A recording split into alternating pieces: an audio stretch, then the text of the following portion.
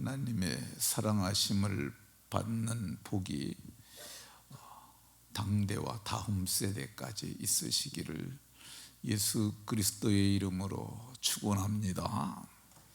세상에는 수많은 교회들이 있습니다. 똑같은 성경을 보고 또 똑같은 하나님을 믿음에도 불구하고 모든 교회가 같지는 않습니다. 어떤 교회는 요한계시록에 보면 살았다 하는 이름은 가졌으나 실상은 죽은 자와 방불한 그런 교회가 있습니다.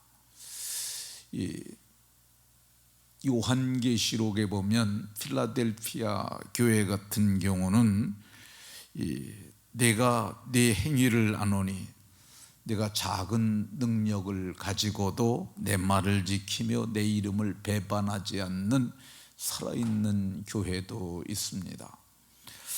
교회가 어떤 교회가 되는가는 이 복음을 전해준 사람의 영향이 아주 크다고 할 것입니다.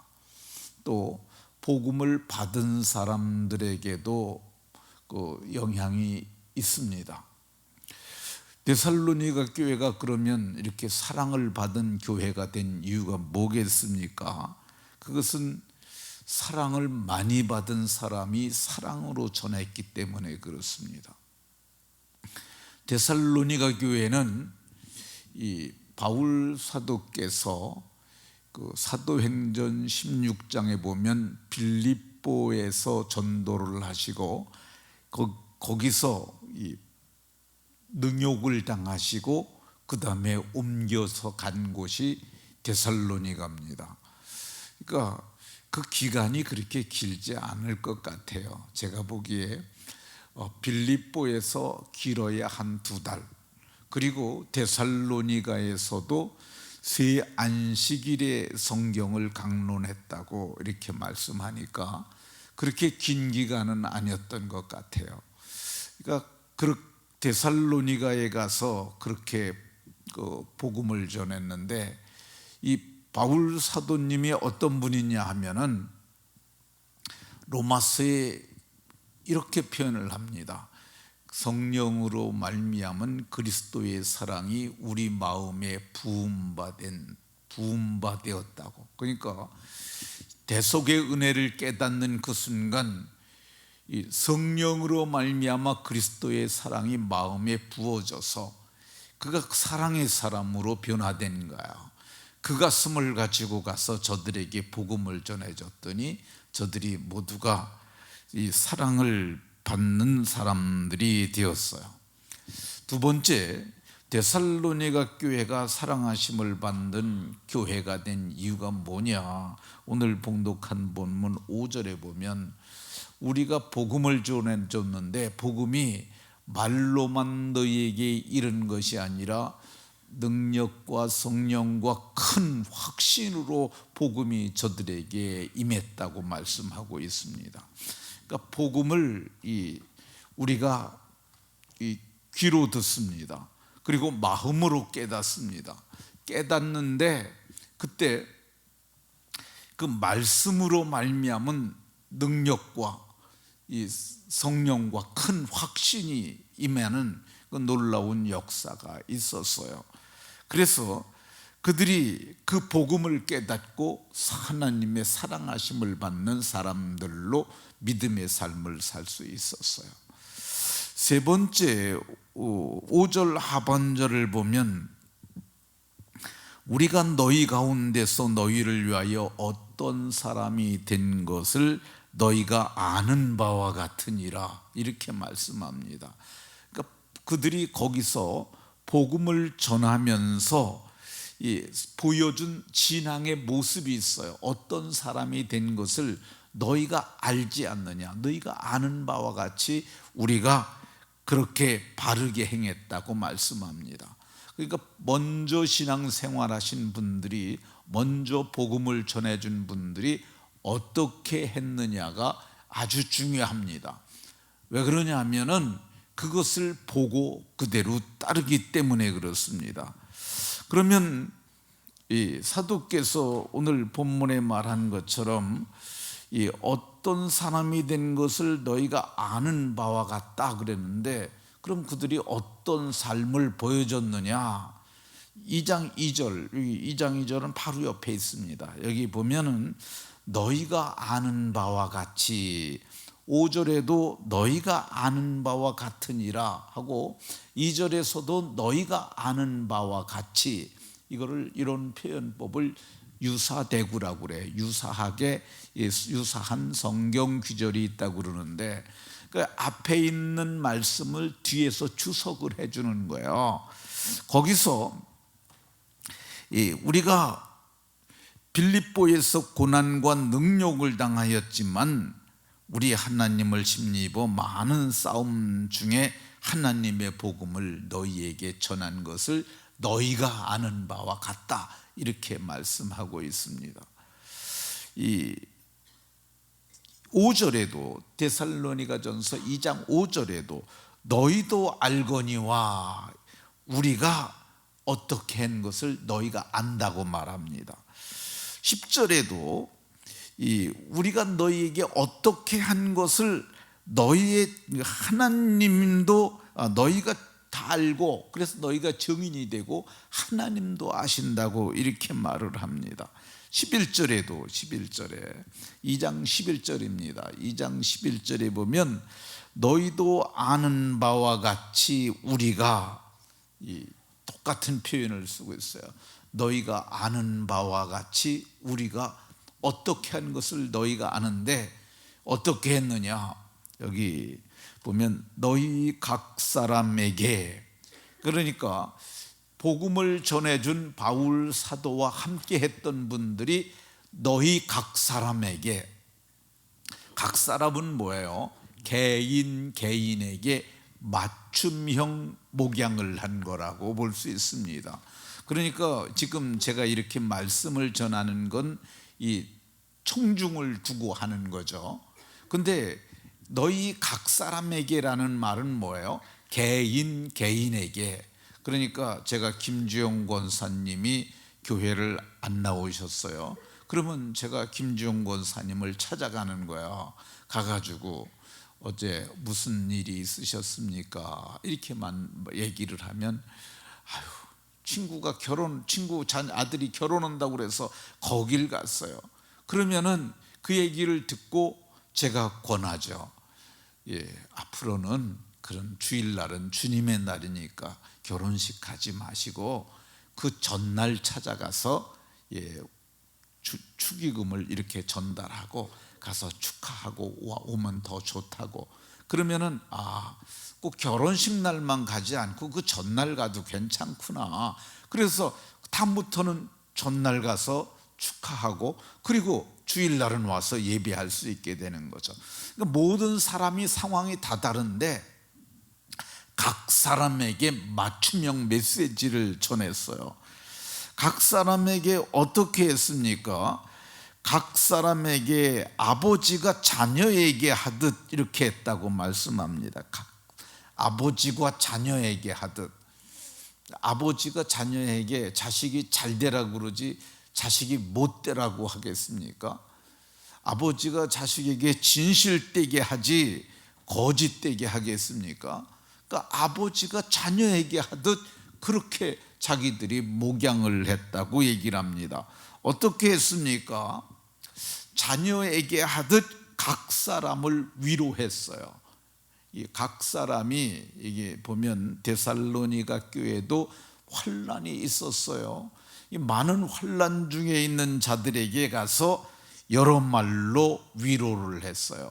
위로는 어떻게 하는 거냐면은 힘들어하는 사람들에게 힘내.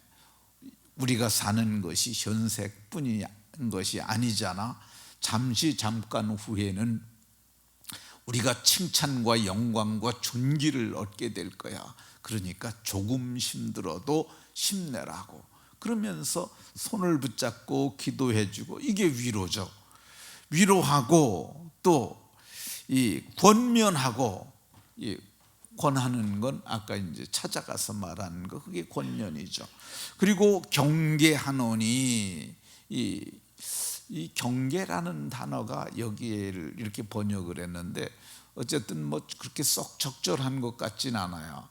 이게 원문의 의미는 이런 의미가 아닌데 왜 이 단어를 여기다 채용을 했는지 그것이 좀 저는 이상하긴 합니다만은 어쨌든 성도를 돌보는 거예요. 부모가 자식을 돌보듯이 그렇게 돌봤는데 우리가 너희가 아는 바와 같이 우리가 너희에게 본을 보였다는 겁니다. 이것이 아주 중요합니다. 본을 보여주는 것. 이번에 이제 전인적 성숙과 생산반에 제가 과제를 하나 내드렸습니다. 과제 여러 과제가 있는데 여러 과제 중에 하나예요. 그게 뭐냐면 그 유튜브에 있는 장경동 목사님의 설교 중에 부뺀질이라고 하는 영상이 있는데 그 뺀질이를 봐라. 그 내용입니다. 뺀질이. 근데 그 내용이 어떻게 되는 거냐면요. 어떤 교회에 두 집사님이 있었어요. 하나는 열심히 있는 열심히 집사님이 있었고 하나는 뺀질뺀질한 뺀질이 집사님이 있었습니다. 근데 그 두 집사님이 이렇게 우리가 전도 축제 교회가 하니까 이 열심히 있는 집사님은 열심히 전도를 한 명을 했고 또 뺀질이 집사님도 어쩌다 전도를 했는데 그 사람이 교회를 나오게 됐어요. 그런데 뺀질이가 전도한 사람하고 그리고 열심히가 전도한 사람하고는 서로 아는 사이였어요. 그래서 이제 교회를 다니게 됐는데 그 열심히가 전도한 그 열심히 집사님이 전도한 그 사람과 이제 집에를 가면서 얘기를 합니다. 이제 일찍 저녁 먹고 기다려. 왜 저녁 먹고 기다려요? 저녁에 또 예배 드리는 거야. 아니 아침에 우리 가서 예배하고 왔는데 또 해요. 저녁에는 우리가 오전에는 대예배를 드리는 거고 그리고 저녁에 예배하는 것은 찬양 예배니까 조금 달라. 그러니까 기다리라고. 그래가지고 저녁 때 이제 이렇게 같이 교회를 데리고 갔어요. 그리고 또 이제 집에 재워지면서 말을 합니다.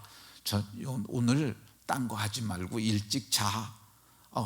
왜 일찍 자냐고. 내일 새벽 기도라는 거 하는데 새벽에도 와야지. 그래가지고 새벽 기도까지 나오게 됐습니다. 이제 토요일이 주말이 됐어요. 그런데 내일은 교회 가는 날이니까 준비하는데 감사도 해야지. 감사가 뭐예요? 하나님이 베풀어 주신 은혜가 크시니까 감사한금 하는 거야. 그러니까 감사한금을 형편껏 조금이라도 준비하라고. 그래서 감사헌금을 준비를 했어요. 그리고 이제 한 달쯤 됐어요. 그러니까 이제 한 달쯤 됐으니까 하나님께서 우리에게 주신 소득이 있잖아. 그거를 우리는 11조라고 불러. 소득의 10분의 1을 하나님께 드리는 거야. 그러니까 믿음으로 드려야 이게 좋은 믿음의 사람이 돼. 그리고 이게 11조를 드리면 성경에 말하길 하늘문을 여시고 부어주신다고 말씀하라고 하셨어. 그러니까 말씀을 믿고 하는 거야. 그게 믿음의 삶이야. 그러니까 이제 한 달 만에 주일 오후 예배도 나오고 새벽 기도회도 나오고 감사금도 하고 11조를 하는 사람이 됐어요. 근데 한 1년 다니니까 아주 반듯한 신앙인으로 그 사람이 성숙하게 된 거야. 근데 뺀질이도 또 전도를 했지 않습니까? 그 뺀질이하고 이제 얘기를 하는데 뺀질이가 전도한 사람이 얘기를 하는 거야. 내 친구가 그러는데 저녁에도 교회 간다는데 우리는 안 가냐고. 그랬더니 주일날 한 번만 가면 되는기요. 뭘 또 가냐고. 그래서 저녁에 또 얘기를 합니다. 내 친구는 새벽에도 간다는데 우리는 새벽에 안 가냐고. 뭔 새벽에 가? 새벽에 가는 거 아니여. 그냥 다녀. 주말이 됐는데 이제 감사한금 한다는 얘기를 들으니까 우린 감사 안 하냐고 그랬더니 뭔 감사요, 요즘같이 살기 힘든 때 그냥 다니라고. 한 달쯤 다니니까 이제 11조를 한다는 얘기를 들었어요. 우리는 11조 안 하냐고. 뭔 11조요, 내게 있는 게 주님 거고 내가 드려도 주님 거니까 다 그게 그거예요, 그냥 다녀. 그러다 보니까 한 10년 다녔는데 두 사람이 그 교회에서 제일 뺀질뺀질한 집사가 됐다는 뭐 그런 얘기가 있습니다. 그러니까 먼저 신앙을 보여주는 게 아주 중요해요. 짐승을 기르잖아요. 야생에 있는 짐승이 이제 그 눈을 뜨기 전에 사람이 데려오잖아요. 그럼 눈을 뜨면서 처음 보는 게 사람이에요. 그러면 사람이 부모인 줄 안대요. 그래서 그 짐승임에도 불구하고 이게 짐승을 따르는 게 아니라 사람을 따른다 그래요.